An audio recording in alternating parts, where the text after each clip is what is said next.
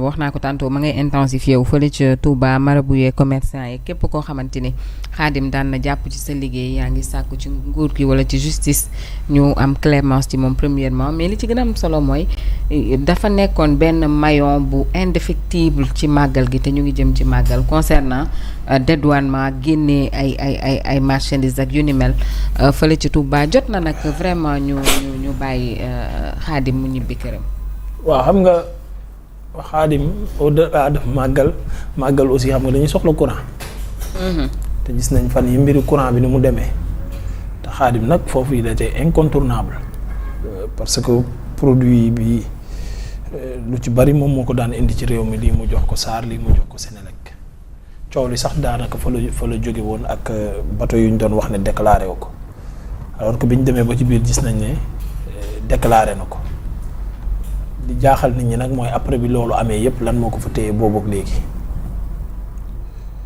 mos ngaa gis benn état bu dëkkam di ñàkk courant mu jénn di communiquer ne maanaam produit yi moo fi amul seetlu woo loolu yow mosoo koo gis de même jamonoy Wàdd sax li coow yi bari duñ nangu ne produit bi moo amul.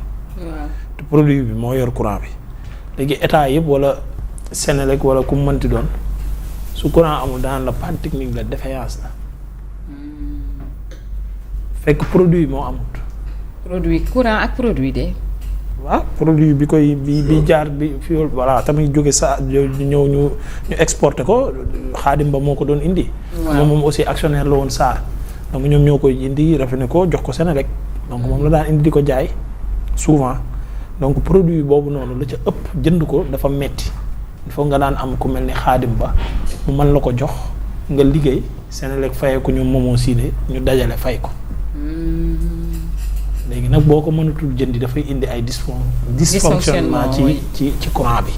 ci alimentation bi. waaw lu muy gën a yàgg ci kaso bi lii di xew fan yi boo otul dana gën a taqarnaase.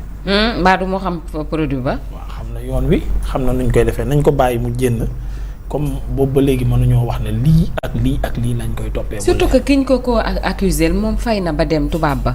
boo mënee bàyyi tubaab ba mu dem ci fay ci ngeen bokk li ngeen leen accusé mais bàyyi Xaadim itam moom mu cautionné fay génn. en tout cas situation réew mi ak tàngoor wii ñu jëm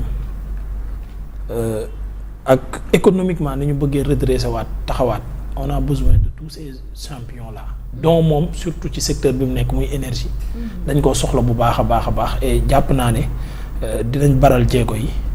nit koo xam ne taxaw wax ne nañ ma baal waxul nañ ko may mais daneen nañ ko àtte bàyyi ko mu jénn parce que xam na ne deful dara nañ ko àtte donc pour man nag war nañ koo mën a àtte daal di koy bàyyi mu jénn parce que Sénégal soxla na ko Sénégalais yi soxla nañ ko waaw. Aïcha Fall Momo tout le monde vous c'est au choix c'est comme vous voulez un mot rek peut-être sur la mobilisation des commerçants et marabouts pour la libération de Khadim.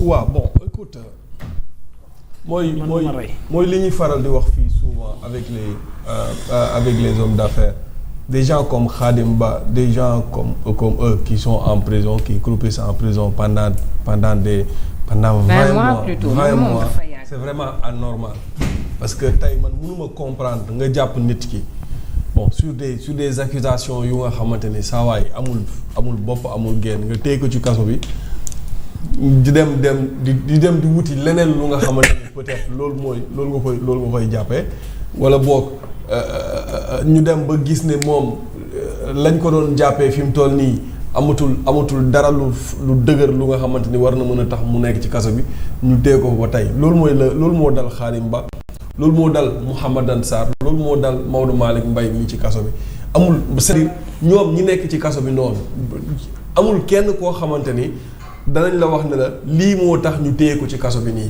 lii naturellement moo tax ñu téye ko duñ la ko wax dañuy nekk après di wut fii di wut fële di wër-wërloo te ñi ci jàpp ñëpp ci kaso bi état bu Sénégal homme d'affaires yi wax naa ko fi keroog muy Khadim Ba mii buñ ko laajoon ñaata la état bu Sénégal yoreel ci xaalis duñ ko wax état bu Sénégal yoreel na ko xaalis Mouhamadan Sarr mii état bu Sénégal yoreel na ko xaalis mais ñu ngi ci kaso bi ñu téye donc moi je c'est un problème ñoom genre yu mel nii pour man suñu amee sax contentieux wala yoo xamante ni war nañ leen mën a kii bon écoute comme am nañ garantie boo xamante ni yow leer na ñii saa waay yàgg nañu liggéey état bu Sénégal ci lii mais da ngeen di bàyyi ñu libre nekk ci seen liggéey nga leen di woo di leen déglu ba keroog ngay mën a établir li nga xamante ne loolu nga leen di toppee waaw je pense que mais malheureusement avec le populisme moom c'est toujours comme ça ñoom dañuy jàpp ne Fall Ndiaga mu ngi sol ay costume cravate am na xaalis bon voilà homme d'affaires la donc sàcc la. ñoom loolu la ñuy jàpp bu ñëwee da ngaa war a jàpp homme d'affaires yëpp jàpp leen tëj leen ci kaso bi. même bu fekkee amoo loo leen di reprocher quoi. et on ne comprend pas pourquoi opposant loolu war a nekk coûte que coûte son cahier de charge am mooy jàpp nga ni rek ñi nekk au pouvoir wala ñi nga xamante ne nii c'est des opérateurs économiques ay sàcc lañ parce que nguur gi moo leen décalé ba yow boo accéder au pouvoir benn entêtement boobu rek ngay am Mamadou mooy boole leen ñoom ñëpp tëj ci kaso bi. ça se passe pas tout le temps comme ça. oui et ce qui est incompréhensible en fait c'est comme si dañoo ne Khadim Ba warul nekk. collaborateur wala am xaritu Macky Sall. oui warul téye. comme si réew mi léegi nit warul tekki warul am alal. xaalis nag nit ñee ko moom de. yàlla wàcceelu ko loolu yàlla ko wàcceelu ko ay malak ñoom seen. nit ñi ñoo ko yëpp ba pare nit ñi di liggéey nag di tedd nekk ay gor. sàccuñu triyandewuñu. toog ay année ba liggéey tey lii ñu liggéey. depuis le bas âge teel a liggéey. comme ñaata nga fi mën a jël men yoo xam ne ñi ngi leen di yàq. te yow xam nga ne bu ñuy démarrer fii nii yow xam nga nu ñu démarrer. qu'est-ce qu'ils n'ont pas dit sur Babacar Ngom. c'est dit te Babacar Ngom ñëpp xam nañ ne 60 000 francs fii la tàmbali. géejawaay gii ñu dëkk PA yi ba tey jii li mu doon di ramper sédiment ren la am 50 ans. waaye xanaa ku liggéey 50 ans war nga mën a dajale ay milliards nag soxna si boo kaful réewoo baali woo foo woo kii yoo délapidé woo xaalis. bu dee benn sax di nga ko lafoo dee. réew mi nag loolay problème. doo yor du ma yor. waaw bàyyi Anta warul yor. ak mais loolu moom mooy lan. Ahmed du yor Feuz du yor kenn du fi. bàyyi Anta jël 15 ans nekk ko Malika. courant amul ndox amul toilette amul dara amul dëkk ak ay jaan ak jiit ak lépp. di yar tuut. oui loolu. jaan. je te dis oui. c'est des risques ça. waaw léegi nag nit ki am. alal la kañ foo ko yar ci àll jaan dafa sori. justement loolu laa doon bëgg. léegi nag nga ne kooku. woy alalam gii nag nga bëgg mais quand même il faut qu'on soit sérieux. dafa am ay gor yoo xam ne dañoo liggéey seen alal tekk ci réew mi ba pare amal njëriñ réew mi. Sedima c'est plus de 3000 employés. calculer fii réew mi ñen ñoo fay employé plus de 1000 emplois amul. bëriwul daanaka du ma ne amul mais bëriwul. le cas Khadim Ba. Khadim est un homme d'affaires sénégalais. d'abord un homme d'affaires sénégalais. mais ces gens qui nous parlent de souverainistes ak ñoom seen li ñu gëm moom mooy made in Sénégal mais ces gens là ñoom ñoo gëm jël Khadim Ba dugal ko prison. tu prends un homme d'affaires sénégalais dugal ko prison. activité pourquoi sur la base de way yoreel nga ma nii yorelu ma la lii ngeen dem juge bi jël cabinet d'audit keroog maa ngi koy rappeler